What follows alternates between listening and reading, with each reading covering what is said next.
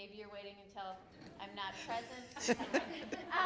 But I really feel like it's been a great event, and I hope you all feel the same way. And I'm really excited for this panel discussion today. This was just kind of something I threw together, and the more I worked on it, the more I was able to kind of have conversations with our presenters today. I'm really excited about the discussion. So we've titled the session, Educating with Purpose, Leading Schools in a Season of Renewal. I chose the title intentionally because we are in a season of renewal. The questions facing Lutheran education right now aren't just about survival, they're about calling. They're about purpose, they're about identity, they're about who we are becoming. But here's what I know about you. The leaders in this room, you don't want inspiration, you want application. You want to know how visionary ideas actually work in the daily life of your school. So I've asked someone to co-facilitate this conversation with me who can bridge that gap beautifully. Tammy Seidemann is the head of school at Holy Cross Lutheran Church. She has over 25 years of experience in early childhood education, and right now she is doing something remarkable, expanding her preschool to create the first ELCA elementary school in Wisconsin.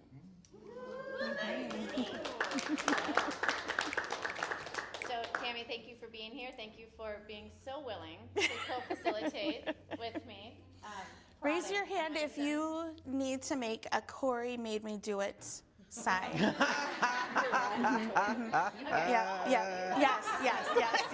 Yes. So I am really excited to be here, not just as a moderator, but as one of you. I think these conferences are really important for us to learn from experts, but also to learn from each other, right? I think that's super important. So a little bit more about our expansion. So Holy Cross started in the 80s as a Mom's Day Out volunteer kind of program. In the year 2000, we became licensed by the state of Wisconsin, and the director that was there, that was hired in 2000, was the director that I replaced in the 2019-2020 school year. Yep. So I became the director 6 months before COVID. Yes. So we are a half-day program, school year only. This year we expanded to a full-day program, school year only, except that we're looking to add summer camp this summer. And then next year our plan is to offer before and after school care for the public school, so that we can get those families used to who we are, seeing what we do. And then our 3 to 5 year plan is to open that elementary school, kindergarten, and then each year we'll add a grade. We have space in our building for up to 5th grade. So we're super excited about that. And so that kind of ties into all of the innovation and everything that we've learned about this week. So as we hear from these panelists today, I'm going to ask questions that I think that you guys are also wondering, and I hope that you jump in with questions too. So we have 4 remarkable leaders with us, and I'm going to ask you to briefly introduce yourselves. So let's start with Lamont. Good morning. I'm Lamont Anthony Wells, and I serve as the ELCA's Executive Director for the network of Lutheran colleges and universities, which is a consortium of about 28 colleges and universities across the yet-to-be United States, and and one in Canada, and we have an associate member in Valparaiso, which is Pan-Lutheran. So I'm grateful to be here. Okay, Chris. Hi, good morning. It's been great to be with you these past couple days. My name is Chris Bjorky. I serve as the director of the Age to Age initiative, which is a Lilly endowment grant that is housed at Capital University, which is an ELCA university that is in Columbus, Ohio. And it takes ecumenical cohorts throughout a 1-year process of doing innovations in children's ministry. Some of the work that we do, and some of my background has been more in children, youth, and family ministry within congregational settings, and I've done that through the lens of interim children, youth, and family ministry. I started and ran a ministry, a nonprofit ministry in the Twin Cities of Minneapolis and did that for 15 years. And then I also served as adjunct faculty at Lutheran Seminary and done a couple other things that I have to make notes for myself because that just works. I also worked at the church-wide office as the interim director for youth ministry and then also at for the ELCA youth gathering for the service learning project manager, and I will serve in that role again as the youth gathering comes back to Minneapolis. So anyway, so that'll be great. So glad to be with you. David? Deacon David Bailey. I am the program coordinator at Reconciling Works. I currently live and work in the Twin Cities. Before taking on the role of program coordinator in that organization 2 years ago, I was in campus ministry, and I was for almost 20 years a faculty member and administrator at Waldorf University that's in Forest City, Iowa. I grew up all over the place, including Japan and Germany. Very eclectic life. Definitely value lots of different experiences when you're going through your education. And so anytime you can get people outside their comfort zone into places where they are challenged to learn, I think is amazing. So that's me. And Carla? Drum roll. So I started my career as a psychology researcher in developmental psychology, as well as studying early childhood education and working specifically in marginalized communities with high-risk youth and families. Transitioned from education through our school systems into social work, working with youth and children and family services with organizations like the YWCA in both urban and rural areas, supporting high-risk and trauma experiencing families and young people, and then became a community educator to try to work with specifically marginalized populations to empower individuals to make the changes and to advocate for the systemic supports within their community that would help do the things that our programs and our nonprofits were just not able to fix when they weren't able to be reinforced at home. I am also a poet, so as poet laureate of York, Pennsylvania, I turned that position into a community education and literacy initiative and was able to spend 5 years going around Pennsylvania designing curriculums to take into after-school programs, into childcare facilities about diversity, equity, inclusion, storytelling, performing arts as healing activities, literacy, and after doing everything needed to be a pastor except being a pastor, then moved into ministry and have worked as a children, youth, and family pastor, and then a redevelopment pastor who goes into congregations and helps them find ways to connect with the community outside the doors of their church. I have been both employee and classroom lead teacher and director of early learning centers as part of my work in the church before going into seminary. Turns out social work and community organizing don't pay the bills, but when you love kids, there's no greater joy than being part of their lives and their families. And so that has always informed what I do. And so now I am the assistant to the bishop for Justice Ministry in Delaware, Maryland.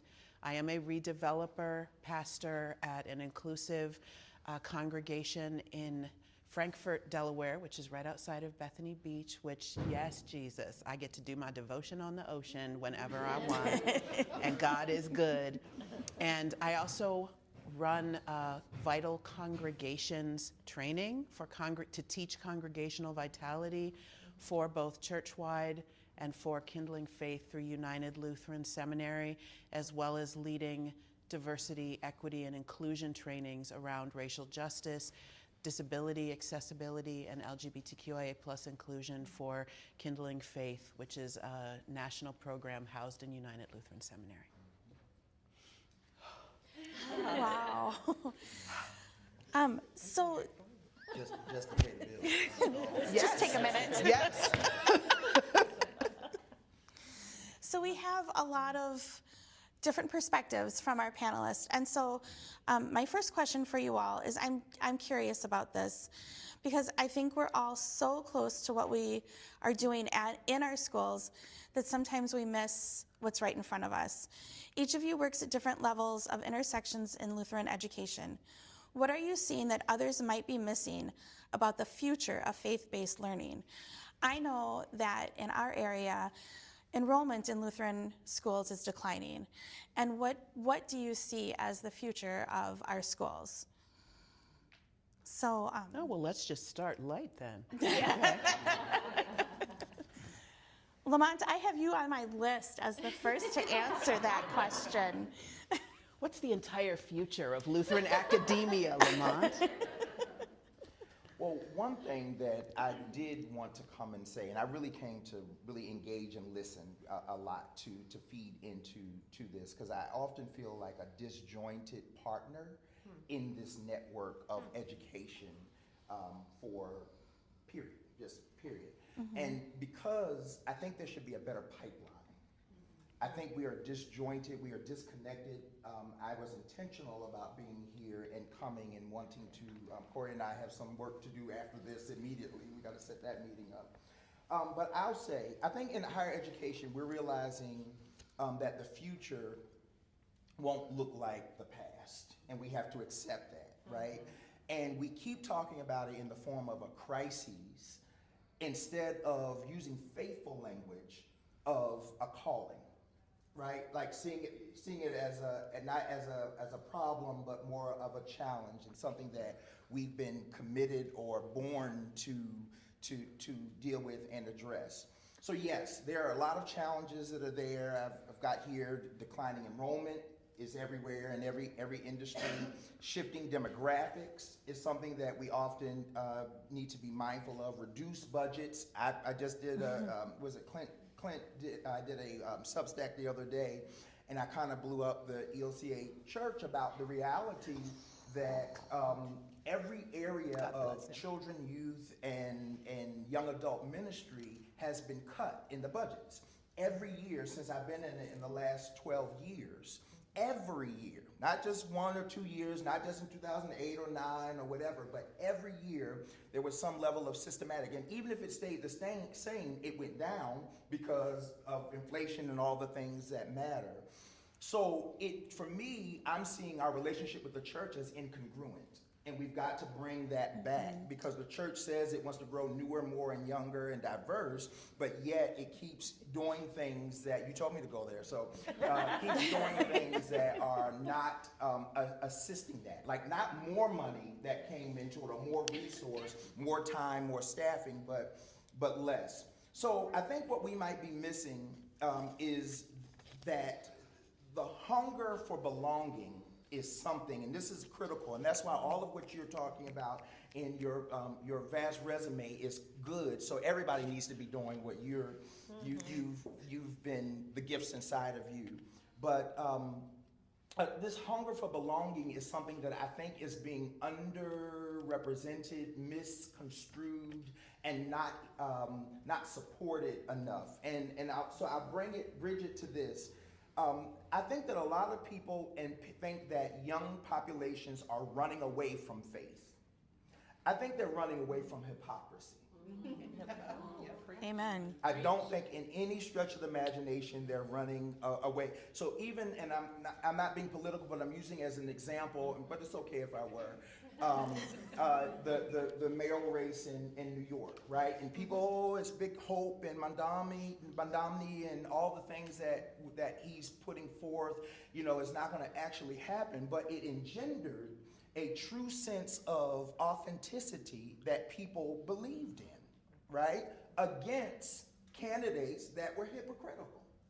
And I say the same thing that, about the relationship of education to the church and what we're missing and what's going on is that we have to do what we say we're going to do, and be engaged in that work. So for me, I think we need to focus on areas of belonging and getting communities together. I don't think it's a move away from identity populations. I think people are curious about other identities and learning more, but they need to stop levels of, encourage more levels of love and grace-filled moments so that we can appreciate each other rather than creating a culture of division.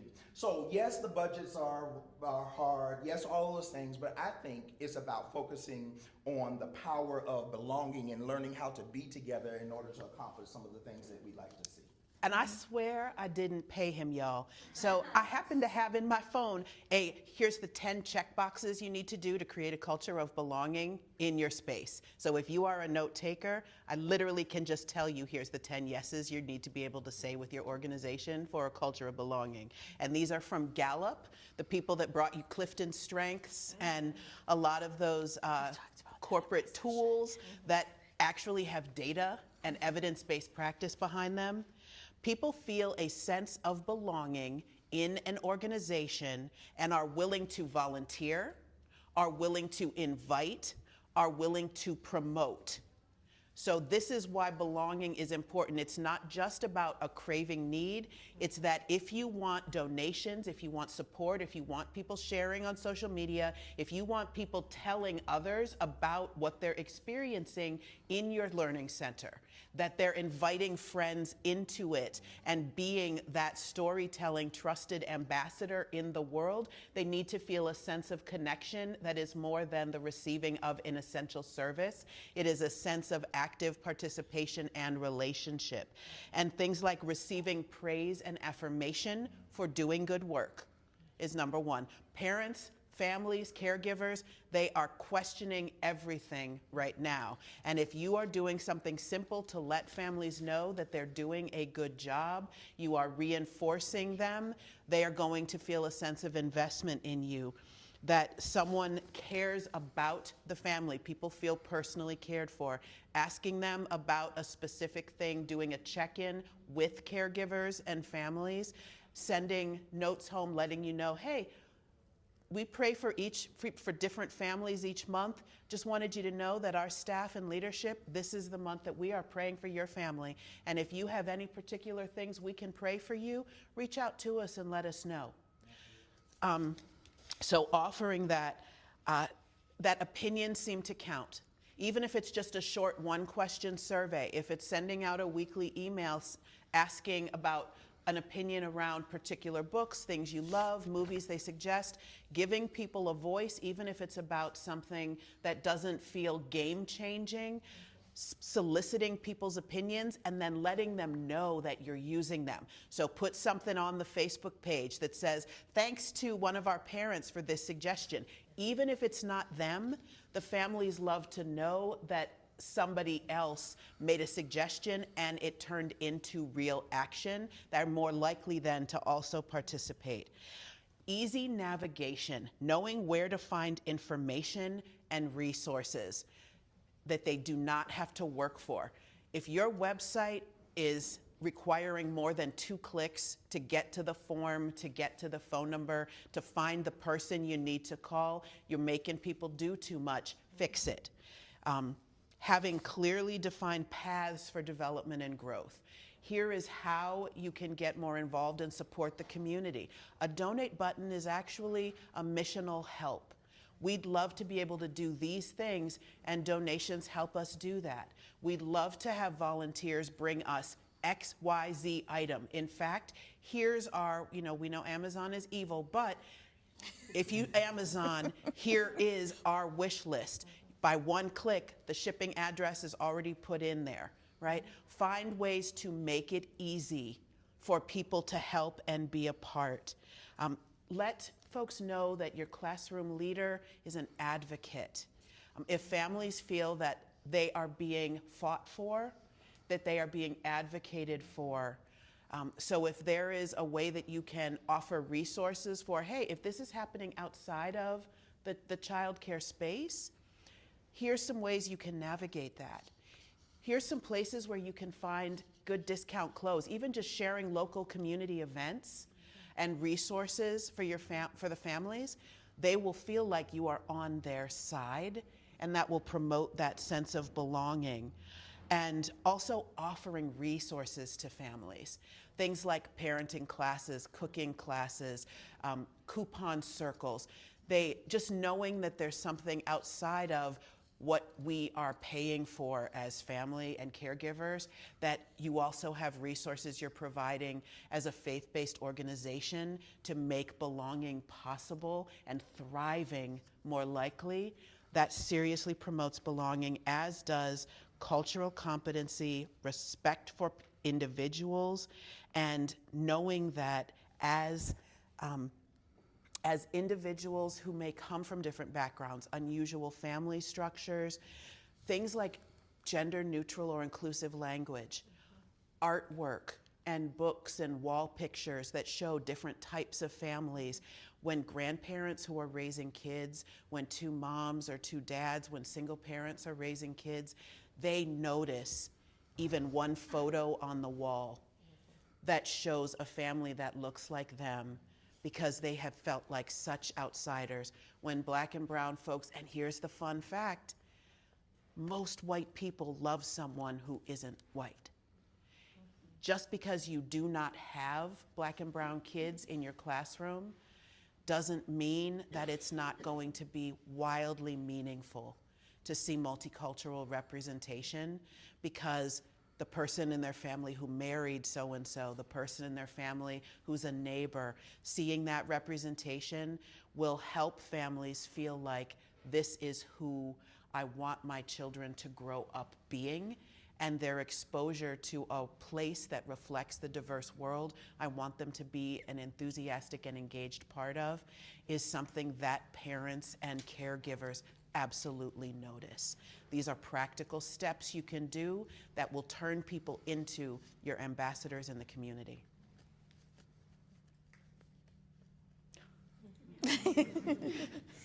David, Chris, would you like to weigh in? Absolutely.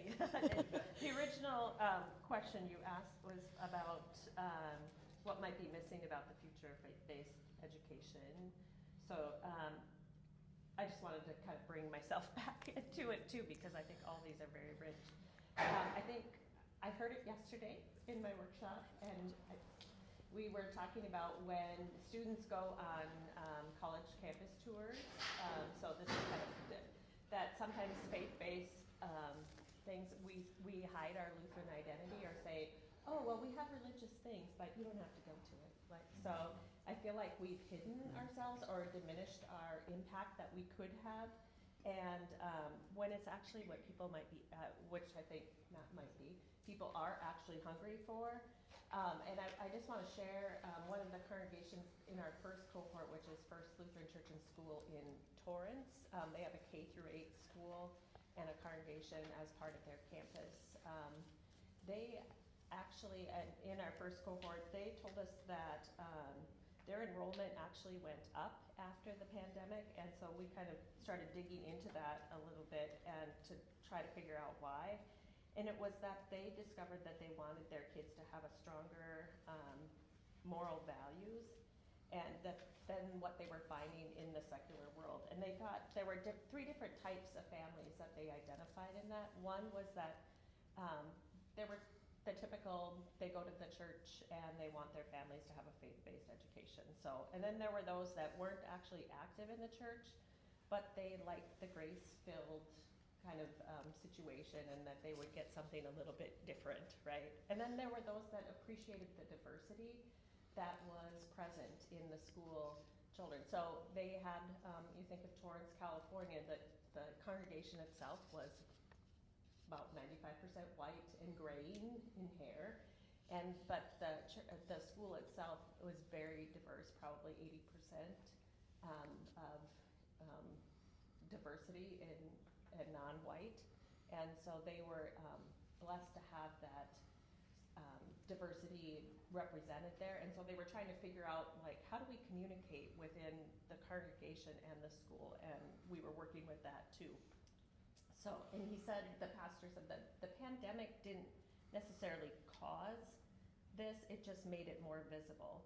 So when I think about this, I think our job might be for the church and the school, and for those who want to be more unapologetically Lutheran, that the underpinning of this is like grace and vocation coming together. So what I think is great about that is that grace at the kiddos that come and the people that you are loved and accepted before you could even do anything about it, right? So that's our theology, and living that out and helping young people that come to us, like, this is where we're at, right? Let's love and embrace them, and let's double down on that. And then vocationally, our people that work with us, that we lead, that we accompany, that we lift up, that this isn't just your job. This is a calling that you have. And when we put both of those together, it isn't just work that we're going to. It's going to be an atmosphere and an air that we breathe, and that we circle around and encompass a whole area and a whole embodiment. So that's what I think we're missing. So, yeah. And so I am the least likely to give you practical things to do in a classroom that's not a college classroom. But when we have variations of the questions to look at ahead of time to prep.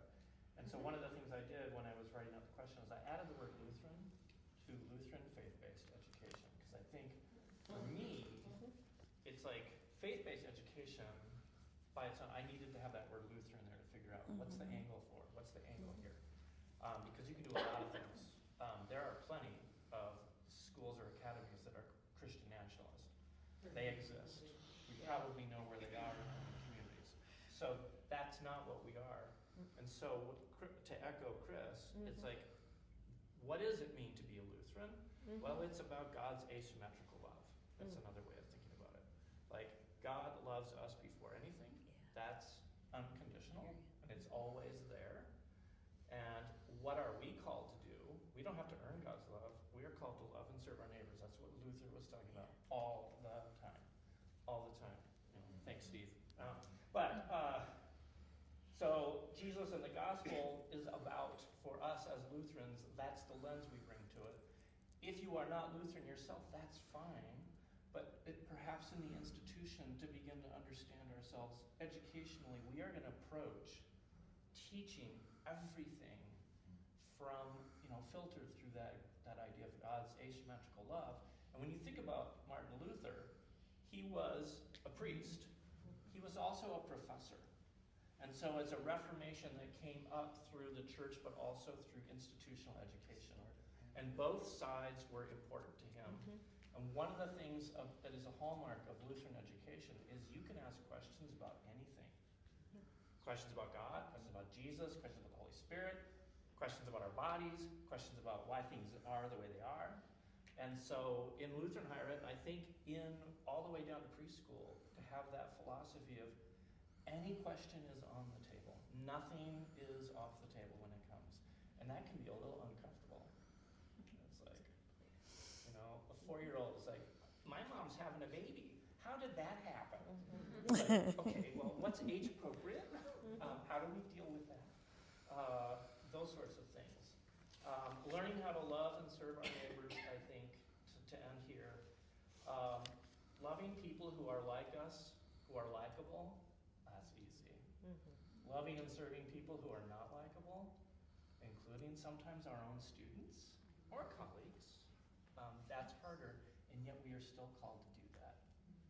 And so that to role model that behavior in the classroom, and that can be tough, even in a college classroom. That student in the back who asked that question, I really don't like him right now, but I still have to be their professor. I still have to respond with empathy and try to understand, what's that question coming from? Where is that coming from? So hopefully that makes sense. But think about being Lutheran and talk to your pastors, talk to the people, and let's figure out how to make this Lutheran identity practical in a way that benefits our students. So I think I was echoing you. I just went in a little bit different direction. Yep. Thank you. So, Lamont, I just wanted to comment. Our church and school is in the Greater Milwaukee Synod in Wisconsin. I'm a graduate of Carthage College, and I was not Lutheran or ELCA before I went to Carthage, but met my husband, and here we are. And I think that as we are growing our school, a connection with Carthage is going to be really important to us. In the greater scope that Carthage has that we don't have first, and also in encouraging Carthage graduates to come to us and be our teachers, right? And so I've thought about this in the past, but having you here really solidified that that's something that we can do, is get this partnership between Carthage and our school. That's where schools have been successful, when they partnered and not competing with each other. That kind of competitive mindset, when they partner with each other. Every school in NICU that is doing something that's phenomenal, Augsburg and Minneapolis, right? Revitalizing community, looking at the demographics and shifting it. Still Lutheran as all get out, right? But yet open. That's our tagline, rooted and open. So yes. Yeah, yep. Questions, comments, anyone? Oh, sorry, go ahead. I won't throw out my phone right now. I'm April Whitehead. My question is, I've worked in both evangelical as well as Missouri Synod, and there's a significant difference in the worldview. So I keep hearing Lutheran. At least where I live, the Lutheran they think of is not inclusive, and it is not open to all. And so how do we, as a church that is, and that's very different, help our parents, help the families in our area know that worldview, and how do we kind of even help those churches that don't have that worldview come into what the world needs today? All right, I'll start and then you tag team. All right, so one of the things that has been an area of work in my consulting, and this came up for camps, even before it started coming up for early learning centers, because so many people saw camps as optional. So they were starting to pull back from that enrollment even before learning centers, which are so much essential for families, for survival. And it was the idea that we need to rebuild trust with our communities, because the trust in the church as a safe space where we can take our young people to, we don't need to go into detail to talk about the news that we all see. We know what it is. And so there is part of why we are seeing dropping enrollment as well, and part of why we are seeing people, rather than on purpose seeking out early childhood education, they are on purpose not seeking faith-based of any kind, much less Lutheran education. The faith-based education that is being sought out is by folks who have a trusted relationship with that denomination, organization, etc. So if we want to survive and thrive and grow, we actually have to get outside of our buildings and raise awareness and proactively rebuild trust with identified target populations who may make sense for what we specifically offer. So tabling at pride festivals, there's a lot of LGBTQIA plus families and parents who do not know that they have a faith-based option that's inclusive. Going to community centers, community fairs and festivals, most schools have resource fairs to connect their families with things available in the community. I so rarely see early learning centers. If these families have a youth in the elementary school, the likelihood that they also have somebody who's not yet aged into that group but is at home and they're struggling to find care for that person until they can get them into elementary school is high. That is your population. So think about who's present in your community. Asset map, right? Who are the demographics, the populations that you're not reaching, that aren't represented in the enrollment, and the families that may have need? What are the neighborhoods? What are the ethnicities? What are the geographic locations where and this is all free data that's available online. You can just go to your basic census data, and it'll tell you this zip code, this group of people is where all of your potential partners are located. Now, where are those people gathering that is safe? You can create a little giveaway pop-up in the lobby of the library. A lot of public libraries, because people are taking their kids to those free and accessible programs. And if you're like, we'll do a coloring table, we'll just do something in the library lobby, a lot of libraries will give you that space for free.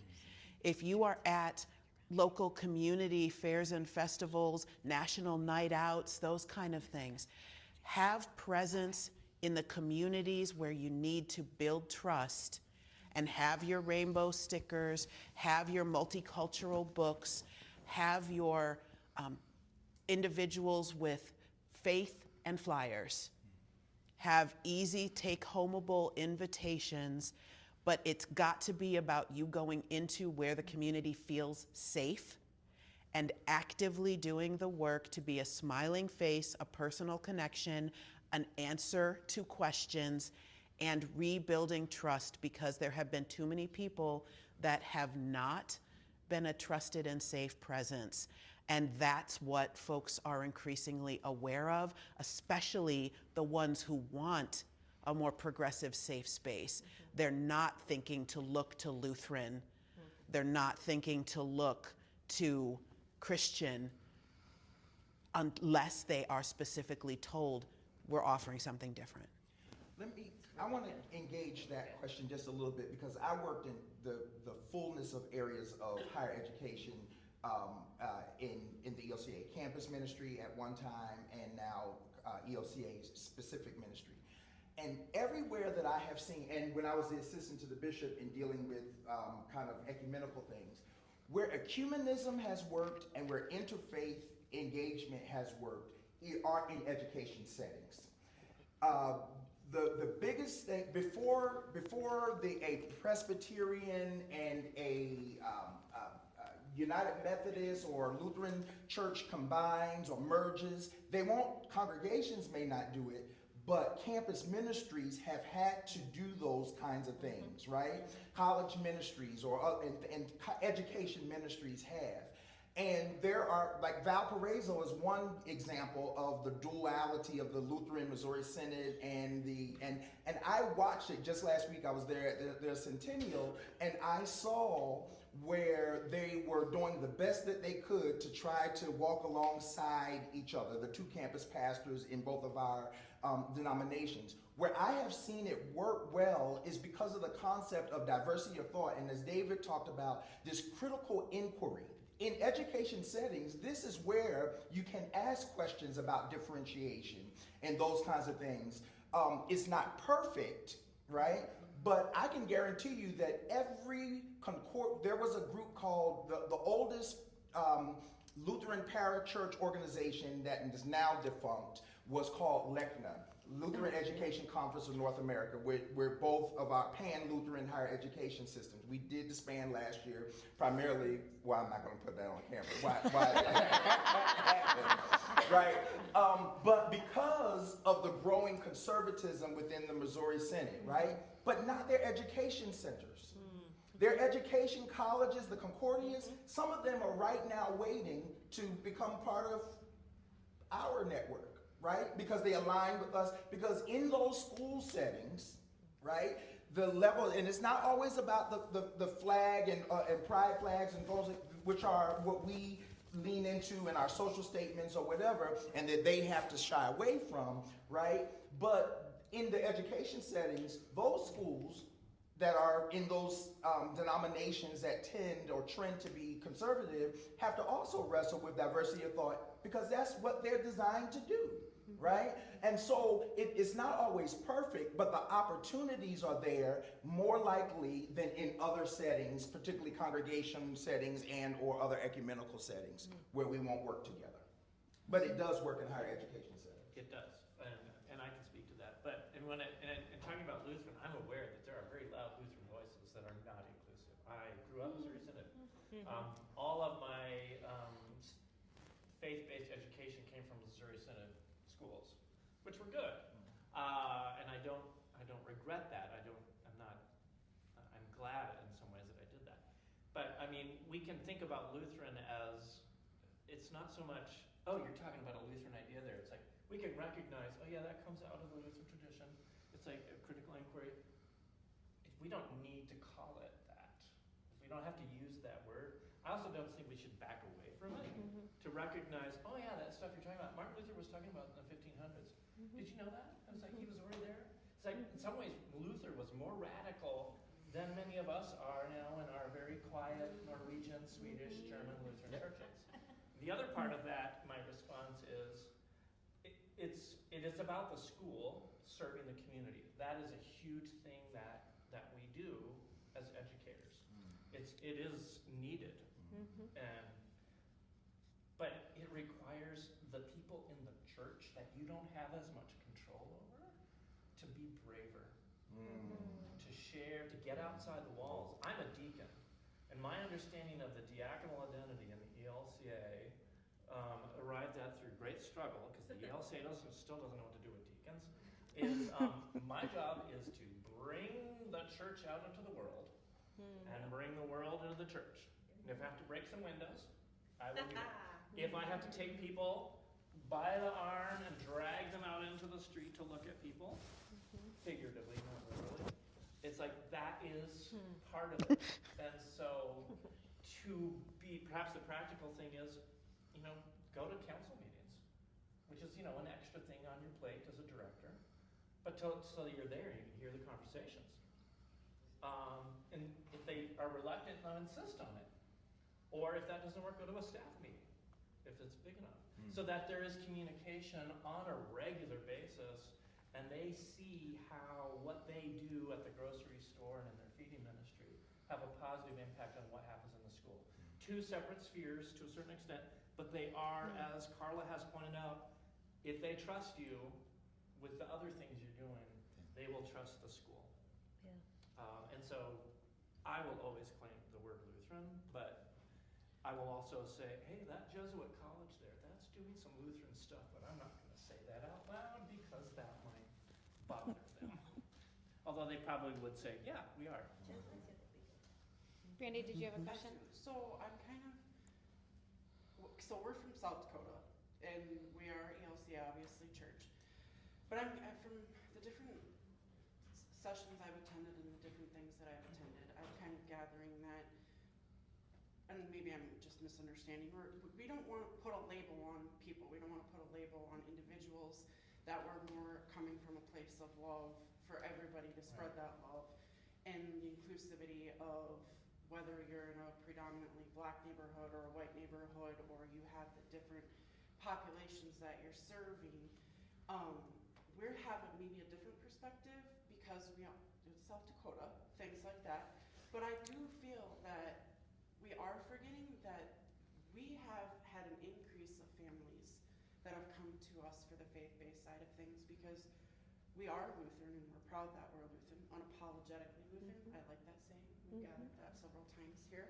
But we're taking a different approach, that we are open-minded and adult issues aren't child issues, and we love them no matter what. So I guess to give to teachers more, how do you break down some of those barriers then when it comes to some of these harder conversations, or congregation members to see that it's just about God's love, loving people where they're at, meeting people where they're at, without the labels, because sometimes labels become intimidating, or they start categorizing people. And we don't need to categorize people. That's historically where so many things have gone awry. Well, in my organization, the work we do is always people first, relationships first. Labels can sometimes be helpful, but they're not the most important thing. That the LGBTQIA+, that acronym, is often the least interesting thing about the people that have those identities. It's about the people first. Absolutely. And so we love and meet people where they are. What I have seen in faith-based education, and this was when our daughter was able to go to a Roman Catholic school for us, not a Lutheran school, but they had Spanish in elementary school, which public schools do is that the nuns in that school loved their students. It didn't matter who they were. And so we saw that right away. And our daughter saw that right away and bonded with the teacher because of that. So I think what you're talking about is that's actually what I'm imagining is happening. Okay. And then the labels make more sense for older people perhaps. But we shouldn't go around just talking about the labels. We should be dealing with people. And it's like, identities are important, and if an identity is important for an individual, I think we need to respect, that's part about loving who they are.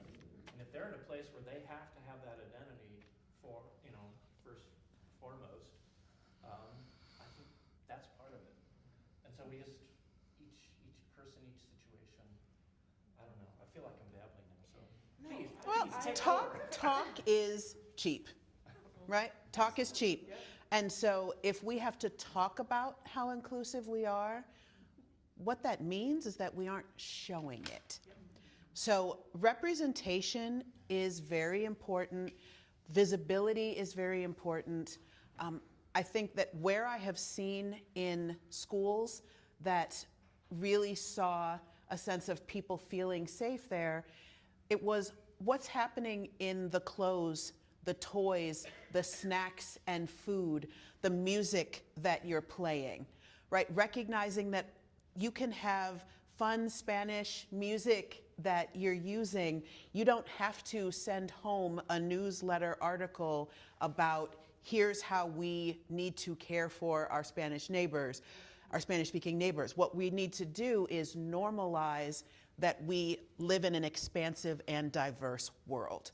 So I love the phrase, there are adult issues and there are child issues, but an important child issue is teaching empathy. And that's the language that I often lead with, is that we have all the psychological and educational data now that empathy is a taught and learned skill. And so what we are doing is not about promoting certain agendas. It is not about being part of certain political or adult, age-inappropriate, or divisive movements. What we are doing is promoting an environment that supports learned empathy so that young people develop healthy relationship skills, connection skills, the ability to work through change and across borders, boundaries, and divisions in ways that will serve them for elementary school and beyond success. And using the models of culture, which is, it's food, it's music, it's clothes, it's toys, that will help open young people's minds, and it will also help open families' minds in ways that they're just seeing this slightly brown-skinned doll. Nobody is being harmed by that. This is not an agenda. This is a doll. But there's a learning and a conversational opportunity around why this doll is wearing a ribbon skirt and has her Native American fry bread. Like, they have those toys now, right? Well, a lot of us have seen them, and it makes a difference. The same way that having the stuffed cloth versions of, like, Let's Play Church. You can put your little bishop's mitre on, and you can put your mini chasuble on in the dress-up corner. Young people need to be able to envision themselves in certain roles to know that they can grow safely into them. So it's more important to create opportunities where young people can see themselves in diverse situations comfortably, and then where families see these children enjoying these spaces and feeling natural and comfortable in these spaces, and that can help them feel less threatened. So having video of that, putting that on social media, putting that in your in all your communications, just what are some good visual representations that you can have of, look at how happy these kids are playing with toys and engaging in arts and crafts that are different than, here's our pilgrim hat made out of a paper plate. Like, we did a cooking class and we made fry bread today. This can really help expand your family's understanding, and it can help poise you for conversations. And then if you get questions, just keep coming back to, we're teaching about empathy and thriving in an increasingly diverse world. And that's the end of the conversation that we're having. But knowledge is power, and that's those kids sharing that with their family automatically. This is part of comprehensive education. Absolutely.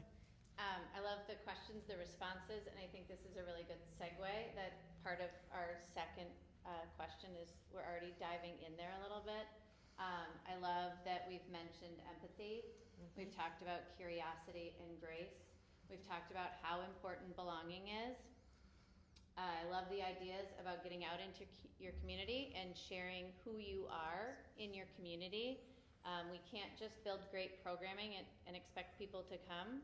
We have to get out into our communities, and we have to be able to meet our community's needs and wherever they are.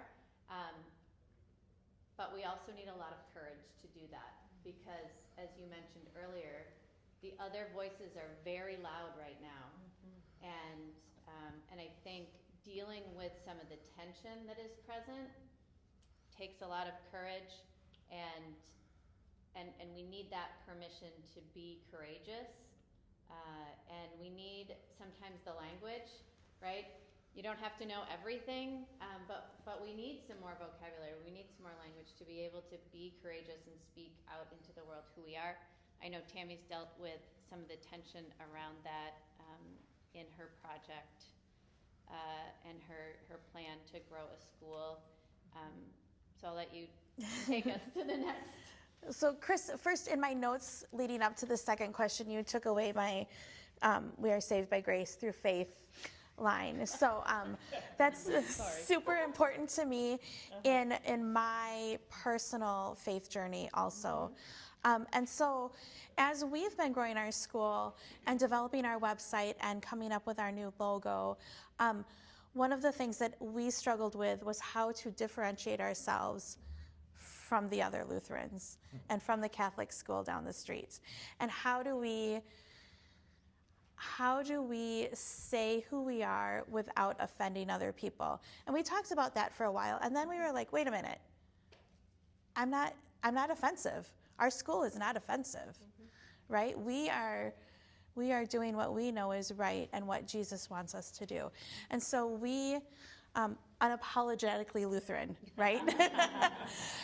Our church has a 13-foot pride banner on the side of its building. We don't need to say any more than that when you come to our church, right? Like, they know who we are. They know what we stand for. So the second question that Corey and I had was, when it comes to actually doing the work, the justice, and innovation in children, we worry and we're fearful of the reactions. So how can we get that courage to move forward and to not worry about what the community thinks about our building or our school? Well, it can be dangerous, actually. I live in Minneapolis, even though I work at Capitol. And I remember when you said you put that rainbow, that pride flag on the side of your building, I remember one of our churches down at Calvary in Minneapolis now called George Floyd Square.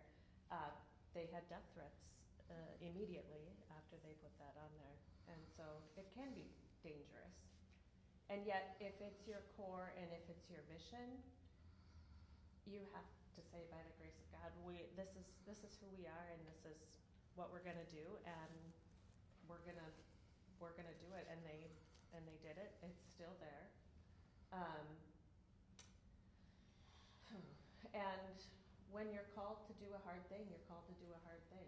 And I feel like, and sometimes I feel like that's part of the work we're also called to do, right? And so when I think about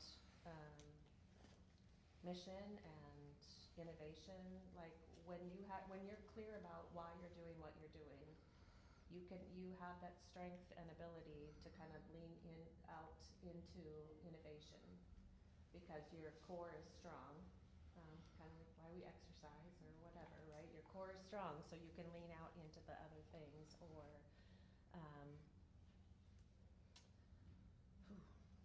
so when we originally wrote these down, like the question feels different now. It's It feels a little, I feel like stronger. we went a little, Yeah, it feels stronger. we went a little. in a different way. And so I feel like when I first kind of thought about it, we hold these tensions, right? So we have the tension. So it's not either or, it's both and always. So mission, innovation. We talked about tradition and transformation. So they hold each other, and sometimes we get caught and we feel like we can't, we lean hard one way or another, like, oh, we got to hold on to this traditional way of doing things, right? And sometimes if you lean too hard one way, you're not going to be able to transform into something different. And one example, I will give another example from one of our cohorts. Like they wanted to lean really hard into developing a faith formation that didn't have a staff person attached to it. Well, because they didn't have the money. Like a lot of congregations, like what are we going to do? We don't have the money. We have the money for a pastor, but we don't have the money for a faith formation. So we have 18 months to figure this out because that's when the money's going to run out. So we're going to put together a team, we're going to figure it out, and then we're going to turn them loose because that's when the interim faith formation person will run out. So that's what we experimented and played with. So you have this tradition, so you've got people fighting like, let's figure out how we can fund this thing for longer and then release it and that. So, but there are other ways to think about it. So if we hold on to tradition only, we're going to keep trying to figure out how to pour money into something that isn't going to sustain it. But if you can keep your mindset, if you can keep yourself rooted in your mission, how can you figure out maybe there's another way to do it? But when we get stuck in old mindsets, that's all we can think about, money, money, money, money, money. But if you can release and say your why is we want faith formation for our kids. That's our why, because we think the mission of our we want kids to know about a faith that is living, identity, grace-filled. We can release the sense that the only option is having money and think about, oh, we have this team that knows how to do stuff, right? And so maybe this mission is like a trunk of a tree and the innovation are the branches that can kind of go out, and maybe there are other ways to think about it. Maybe there are volunteers that can figure it out. Maybe there is another way. So if you're kind of following with me a little bit on this, like there are some other ways. Hey, come on down. No. But there are other ways to think about it. But we get stuck in our own mindset that there's one way to do it, right? And this is the only way we can figure out. But that's our kind of scarcity mentality that this is the only way and this is the only way we're going to do it. Like we think we just need more young people in our church. Like if we hire somebody, then all the young people will come. I don't know how many of you have heard that. Mm-hmm. If we just have more people in our preschool, People will just flock to our church. yeah, if we hire somebody, then the problem is solved. And it's like, no, that's just not how it works. And then all that pressure is on that one person, and you've set them up to fail, and it's just over before it even starts. So it's just like, it's just a losing game. So we just have to think in a different mindset. So I'm going to stop there because I'll just keep Well, going. and if it's okay, I just want Yeah. to, I won't, not very long, but I wanted to, what we do within our organization, we try to also help our RIC partners model is, we have this one tool called graceful engagement. It's part of the toolkit. And to think of that as a recursive thing, you do it again and again, because what we need to do is take care of ourselves and each other. And so as we listen to these loud voices, yes, there are things we can do, we can strategize, we can try different things, but we also need to be mindful of taking care of ourselves. And so on a regular basis, don't leave it to chance.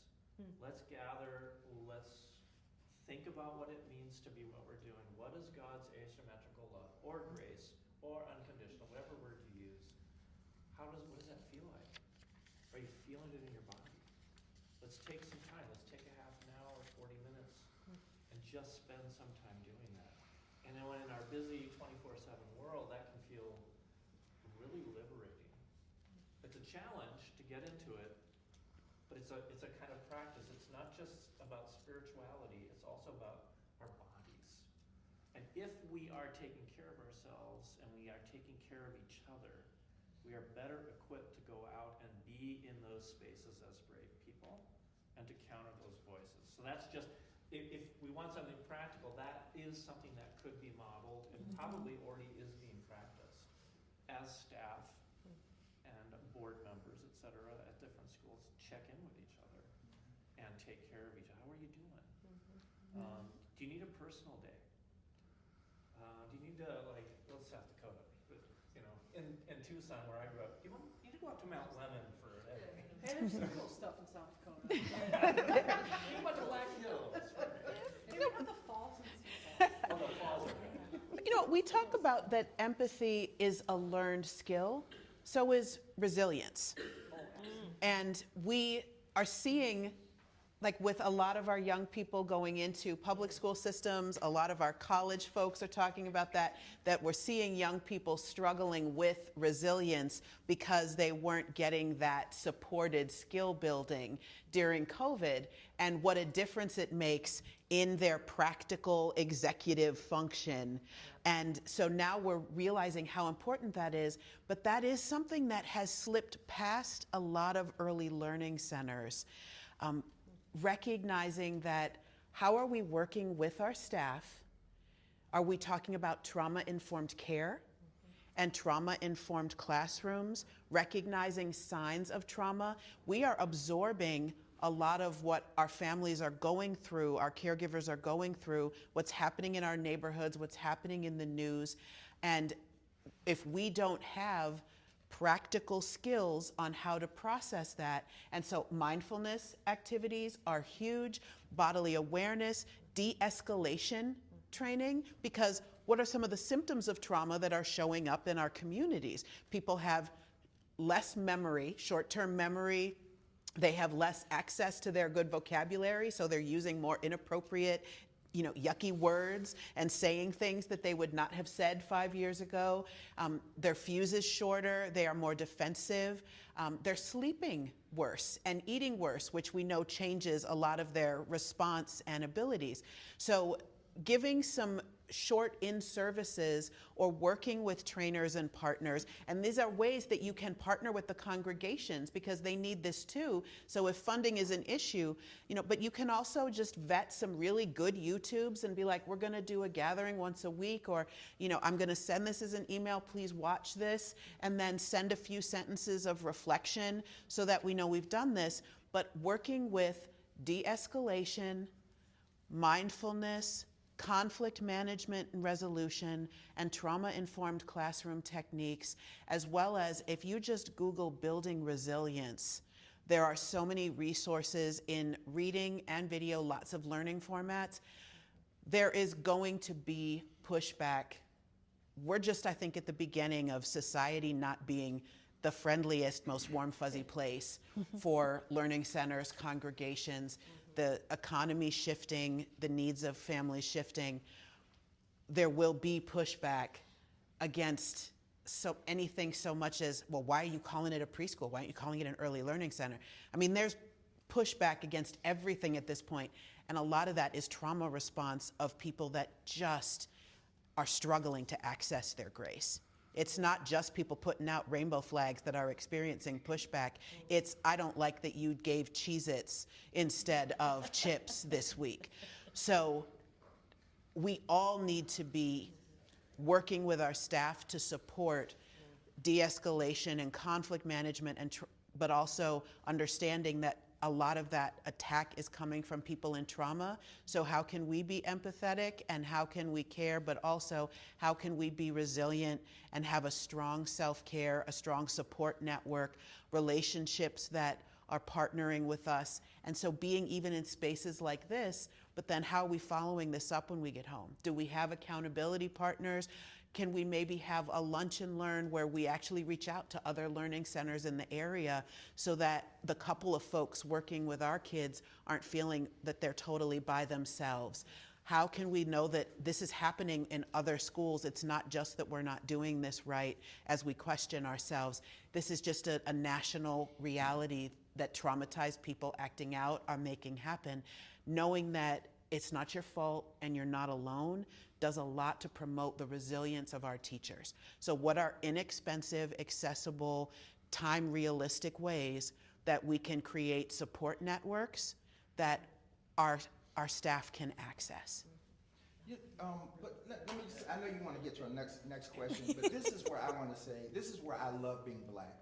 Because for me, coming from that tradition and that culture where resilience is, you've got to be, right? It's not a choice. Like, you've got to be through this and survive. It reminds me of why I even wanted to be Lutheran. I came from another tradition, more Lutheran than over half of my life now, so y'all don't have to do the math, right? I'm legit. But the reality is, when I think of Dr. King, right, who was born Michael King, and why his daddy went and changed his name to Martin Luther, right? It wasn't necessarily the theology, right? It was just, it was good, that was fine. Daddy King appreciated the boldness and the bravery and, as you said, Corey, the courage. And as we talk about, how empathy, all those, and that's fine, but when he saw something great and moving forward with it in a way, and that's the package that, to me, where we're missing it, right?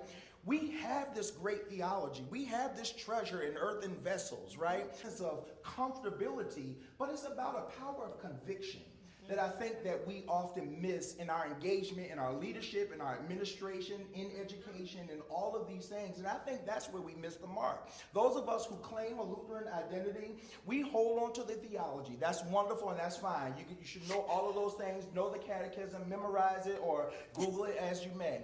But the reality is that, to me, the power and the beauty of being Lutheran is following a tradition, is that, God loves us, and right? But empowering people to know and to share it boldly.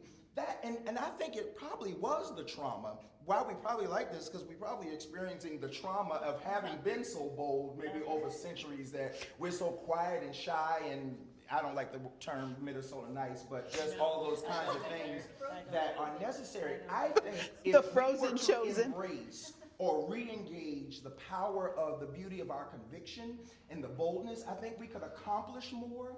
I think we would actually feel a better sense of community and bravery.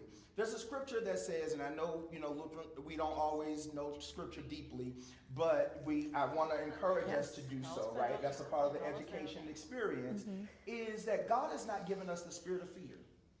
And we often live and operate in fear of loss, fear of what people are going to say, fear of controversy. Oh, if I do this or whatever. If we know that our theology is grounded in God's love and grace, right, go with that. Because the sad part is, people who are loud and wrong, that's right, they go with that, but yet we have that. We have it. And so why are we not in the same way? I'm not going to change my name to Martin Luther like Daddy King did, but I'm in that tradition of that empowerment and that boldness and that courage to expound this and to share it. I don't want this gospel to be hid. Because if it's hid to those that are lost and those people that really need it. To those who are oppressed, the marginalized, and those people that really need us to stick our necks out there, to stick our body, put our bodies and our feet in those spaces, to block them, to be the safeguards and the Scotch guard against the forces of evil. Amen. Yeah. Okay, so 5 minutes. We have 5 minutes left. So here's what I need from each of you. And everyone in the room. It says here, everyone in the room. Our attendees need to return to real challenges on Monday. What's one concrete practice or mind shift set that they can implement in the next 30 days? Ooh. Not when they get more money, not when they get another staff person, not when they read their theology. Memorize the catechism. What's one concrete thing? I'll tell you mine. Well, because I had time to think about it. Come on, Tammy. So, Lamont and I we're gonna talk, because I need to get with Carthage, and so I need to make that partnership happen, and I need to make it happen now, because things move slowly in the church. Amen. I know what I would like to do. I would like to do a 30-day kindness project.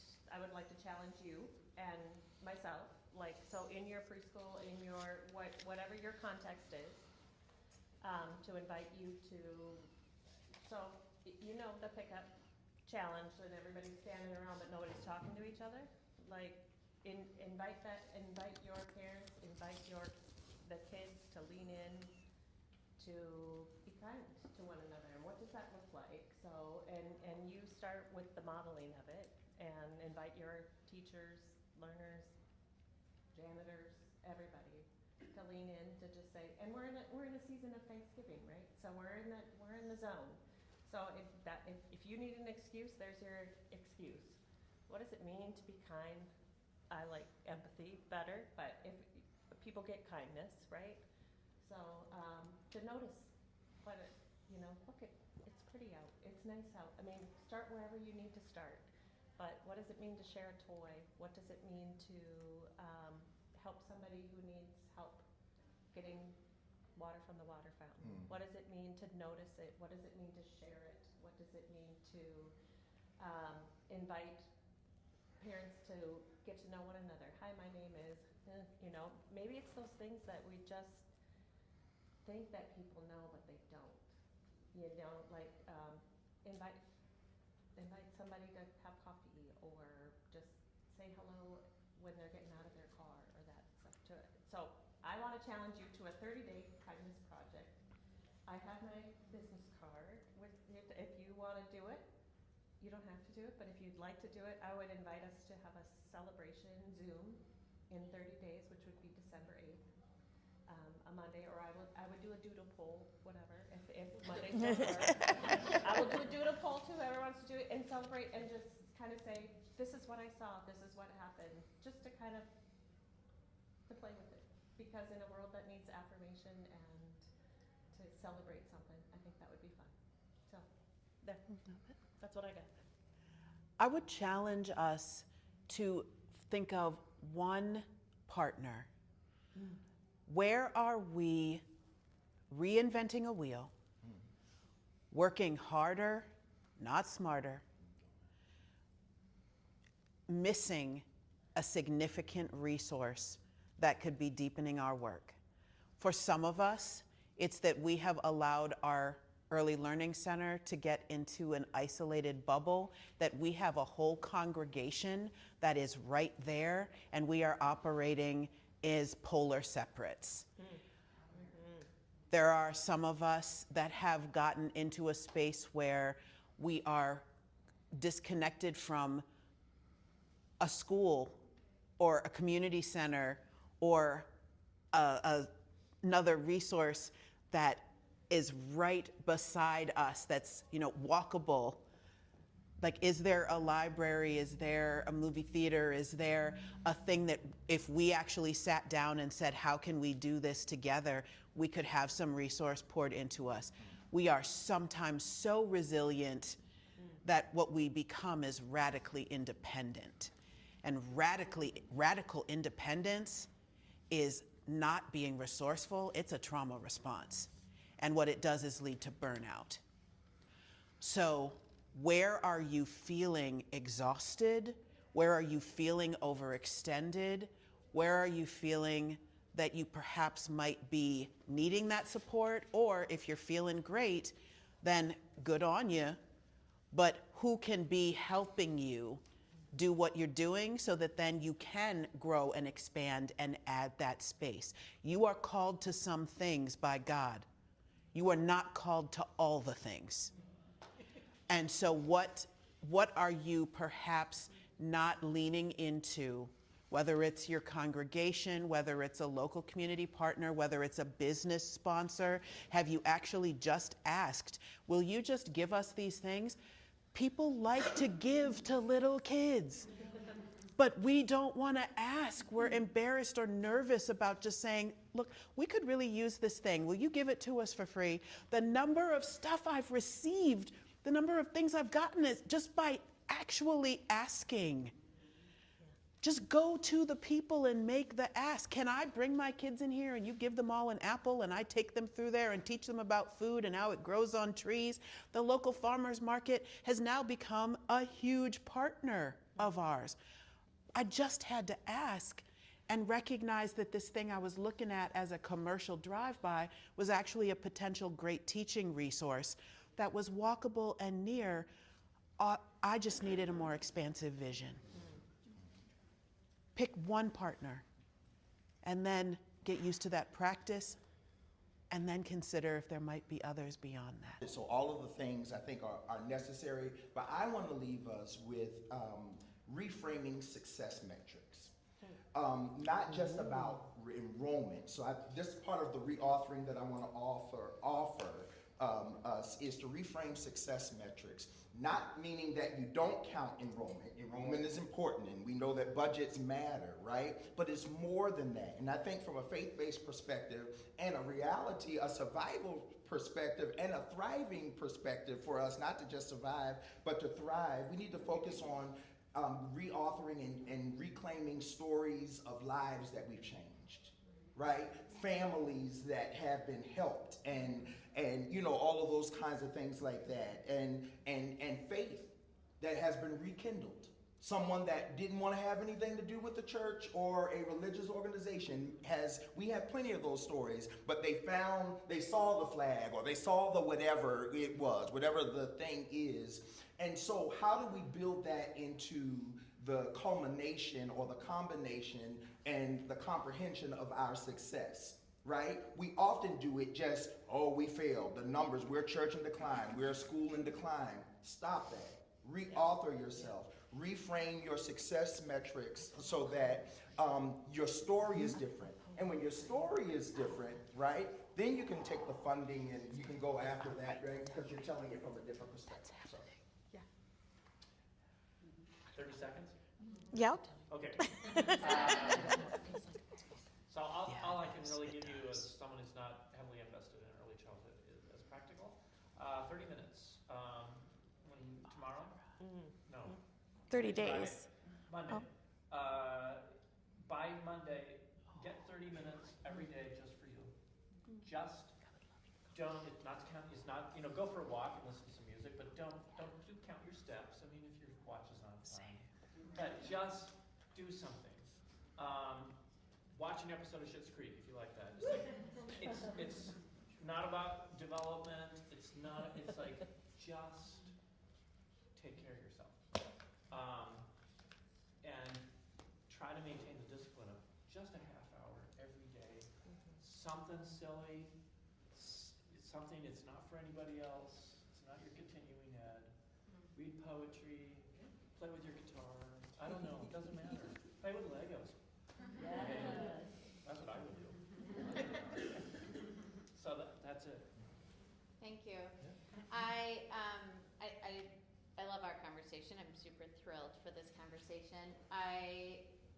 Carla, you really sent some of these people on this path for a little while on all of this growing opportunity. It's an opportunity. So I'm just going to make one small shout out to ELCA Coaching, who can be an amazing partner on that journey of discovering all that you have inside yourself and how to take what you already have and use it to grow in your mission, to grow outside of yourself, and to really see new possibilities. So Yanni is an ELC coach. There's other people who are ELC coaches.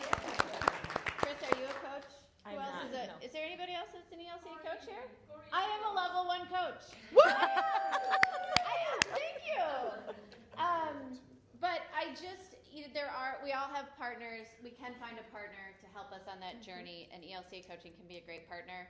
I hope that the conversation today gives you the permission to innovate, gives you the permission to lead with courage, gives you the permission to have empathy and give empathy, and don't forget yourself in that empathy. And I hope you have the permission, you feel like you have the permission to innovate new possibilities for yourself, for your school, for your center, for your congregation. And it was said over here multiple times, remember that church and school are together in ministry. Yeah. do not forget they are together in ministry. Please, do you have anything else to say? Tammy, do you want to share anything? Do you want me to make you share? I just want to say that when you talk about the church and school being together, before I took over as the director, the church and school were not together. We lived in the same building, and that was pretty much it. Oh. And the director was not a church member, and so there was just a disconnect. And since I've taken over, I'm a church member, and they've invited me, actually required me to attend the staff meetings. I'm invited to attend council meetings if I want to, but I have a weekly one-on-one meeting with my pastor, and they are completely invested in our school expansion. And it makes me so happy that we have gone like 360 in the relationship between our church and our school. And so I just encourage you, I think that that is one of the most important things for the vitality of your school, is to make sure that you are connected. We have church members who are mad because I won't let them in the door because they're not background checked. Because they just want to come and see the cute kids. And so we do something called Prayer Pals, where we connect a congregation member to one of our students. They send cards back and forth through me, and they don't ever meet, but there's a connection. And it's super important, especially to our older church members, that they can be connected to those little kids. We had trunk or treat last week, and we had a church member who walks with a cane. Like, he's hardly ever getting around at church, and he came with his girlfriend, and they sat on chairs in the back of their car and handed out candy. And they told our pastor that was the best church event we've ever had. And so just make that connection between your church and your school. It's so important. Thank you. So a huge round of applause for our panelists.